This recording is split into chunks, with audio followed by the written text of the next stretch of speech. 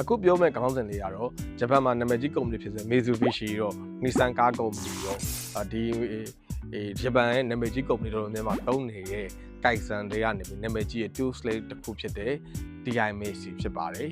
DIMC ကဒါတော့အင်္ဂလိပ်လိုဖြစ်ပါတယ် DIMC ကဘာလဲလို့မေးပြရှိပါတယ်အဲ့တော့ကျွန်တော်တို့လုပ်ငန်းတာဝန်တွေပြဿနာတွေရောအရင်ဆုံးစပြီး define လုပ်ဖို့လိုပါတယ်စက်မှတ်ဖို့လိုပါတယ်ဘယ်သူကိုစခိုင်းပါလဲ define လုပ်ထားဖို့လိုတယ် define မလုပ်လို့မရဘူး define လုပ်ထားဖို့လိုတယ်ဒီလို define လုပ်ထားပြီးသွားတဲ့အခါကျရင်ကျွန်တော်တတ်မှတ်ထားတဲ့ define လုပ်ပြီးသွားတဲ့အခါ measurement ကျွန်တော်တိုင်းတာဖို့လိုတယ်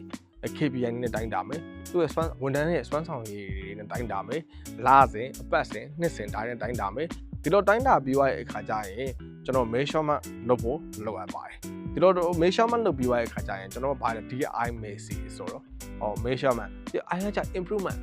ဒီကောင်ထပ်ပြီးပုံမကောင်းမအောင် improvement ဖြစ်အောင်ဘယ်လိုလုပ်ရမလဲဆိုတာစဉ်းစားဖို့လိုပါတယ်အဲ့တော့ဘယ်လိုမျိုး quality ကိုကျွန်တော် sustainability development ကိုလုပ်တာဖြစ်တယ်ဂျပန်ကုမ္ပဏီအကုန်လုံးက